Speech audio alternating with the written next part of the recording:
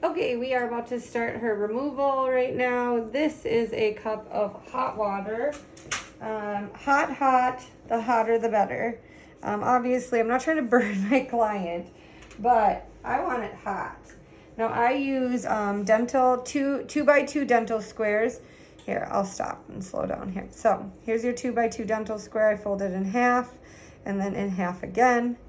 I dip it into my water and I squeeze all of it out. I do not want this dripping down her face at all. I want it thoroughly saturated though, so that I can turn the henna back into a paste. Now, one side of your 2x2 does not stretch, one side does. Lay it down over her brow, anchor your fingers on both sides, and just start gently pressing. Now at first, the henna underneath it is completely dry, right? So I'm just going to start by kind of doing big fingerprints and pressing. So I'm just trying to press what water is inside my 2x2 into the henna to turn it back to a paste that I can easily brush out of her brow.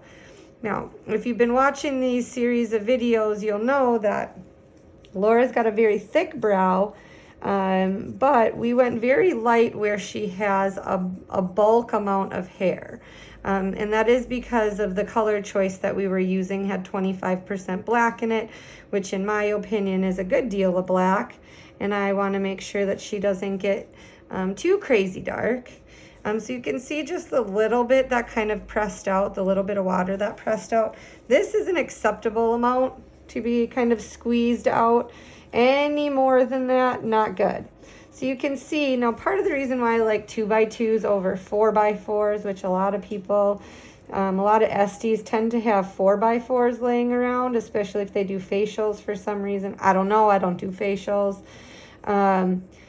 But I like 2x2s because I get a lot more control and I can see how much henna is coming up through.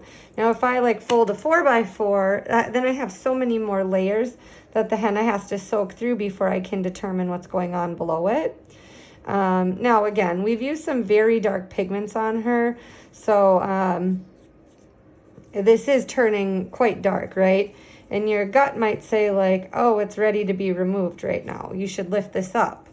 No, girl. Now, as you can see, I'm not doing any scrubbing, right? I call this like scrubbing without scrubbing.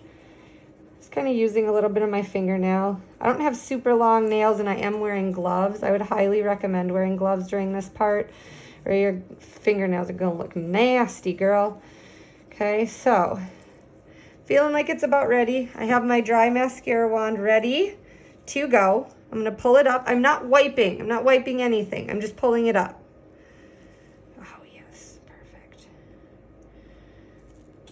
See how that pulled out pretty much all of the henna on her? Except for, you know, you're seeing this tail right here, right? Oops, sorry. So you see this whole time I'm holding her steady, right? I'm not doing this and just flipping her eyebrow all around, letting her eye flick around. Also, her eye is shut. Must be shut. Must be shut.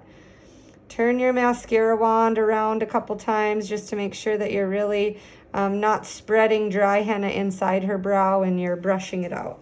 Take your 2x2 that looks like it's used and abused at this point.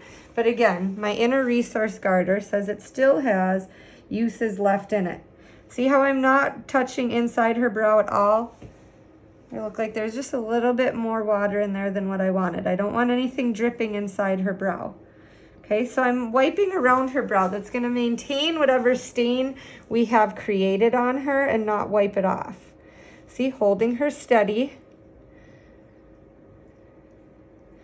Now, if I decided that like this is too deep of a stain or I want to like lighten the top of her arch, then I will. Now, if you've been watching all these videos, you saw me say it can be really hard to get an even stain on both brows. So there is a chance that I could need to do some removal. Sorry. It's okay. Everyone's vaccinated here, so you just worry about yourself, okay? Do you need a water? If you need a water, you're totally fine. Girl, I can talk for days. Okay, let me grab her water. just got a tickle. So what I'm saying is, while the right eyebrow is drying, or rather while we've done the removal on her right eyebrow, if the left one looks a little bit lighter than her right, I'm going to come back over her right and do some swipes through to pull some of that henna off, okay? But for now, I want to try to maintain as much of a stain as I can on it, so I'm going to leave what I have. Okay. So... Sorry. No, she's fine. You're fine. Start again with fresh hot water. Let's see. I want to make sure that you can see what I'm doing here. Okay, back here. 2 by 2. Fold it in half and half again. Dip it in. Squeeze it out completely. Okay? See that? Squeezed out. Now I use hot water straight out of a water cooler. Okay, so... but I have old server hands that are burnt, and I'm wearing gloves, so it's fine. The warmer that your water is to start with, the easier it's going to break this henna down. These new formulated henna from Elibana, they're a little bit, the consistency is a little less gritty, right? It mixes a little creamier, it mixes a little bit easier, and so the removal is just a little bit easier. I mean, henna is still a powder, so regardless, there is still that grittiness to it. But it does remove just a little bit easier. I feel like my pad was a little bit drier than what I wanted. So I just dip my fingers into that hot water that I have sitting over there. And just that little bit of water on my glove was enough for me to now start seeing it bleed, okay? This is a little bit like some of the stuff that I do when I'm doing henna. It's like asking your grandma when she was cooking in the kitchen, like, how much of that did you add? Or how long did you cook it for? We just know what it feels like, right? The more that you work with this stuff, the more that you just know by feeling, you know by touch, you know by instinct. Okay, so I could just tell that the henna wasn't breaking up enough underneath, and I needed just a little bit more water. If it's not wet enough and you can't turn the henna back into a very easily brushable paste, well, then you can get some skips in your henna when you're trying to remove it. I just prefer my henna to all be kind of turned back to that paste.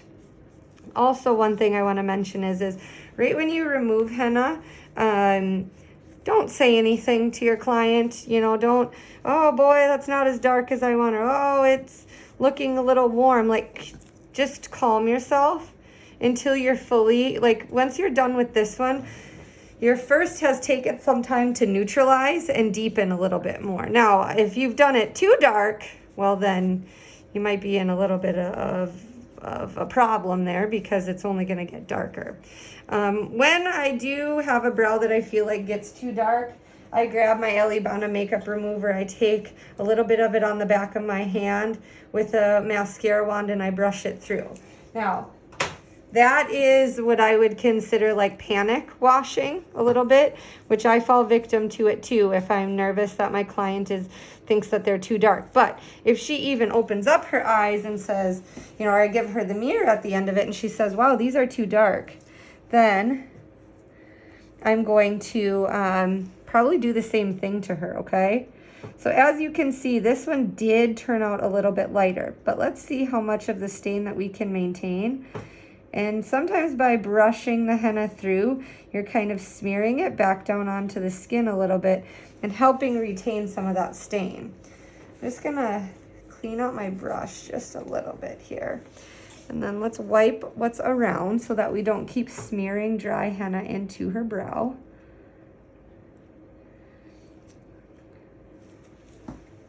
She does have tea tree ointment on her too, so it's a little bit of what that slicking is creating, that effect right there.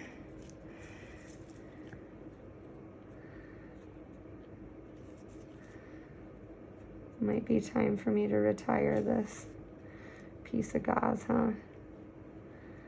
So you see how I just use them until they're dead, you guys, just until they are dead.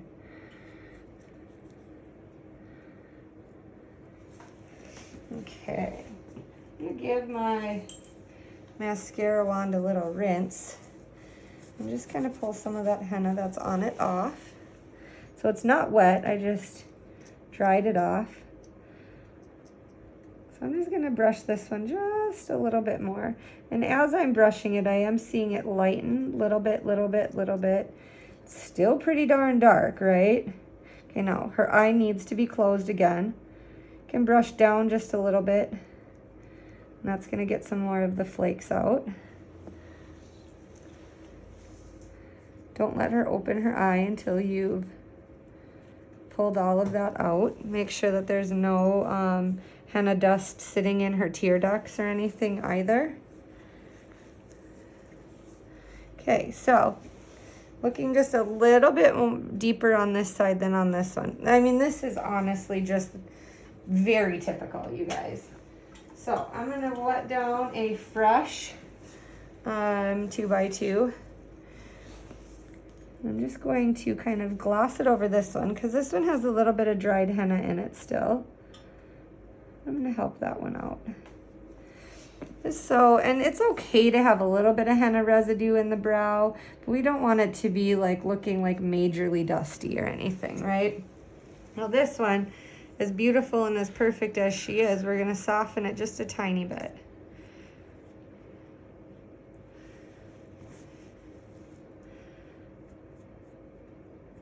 Now again, this one we have just pulled off, so there's a chance that this one is going to deepen just a little bit more. You guys, I've been dying to tweeze this one hair this entire time. So these really long guys that just, they are so much longer than the rest of the brow, you can just tweeze that guy off. I mean, obviously, if she's got a full brow of that, we want to not be tweezing her entire brow off. But if she has hairs that don't, you know, they don't fit in with everything else, pull them out. I mean, honestly.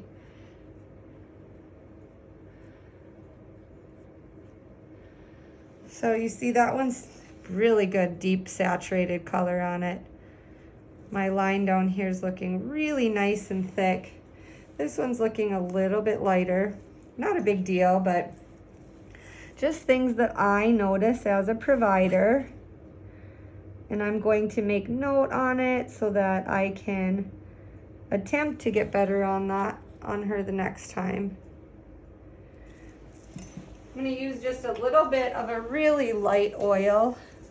My ponytail keeps hitting the boom arm of my light up here, so that's what that little nudge is that you're feeling.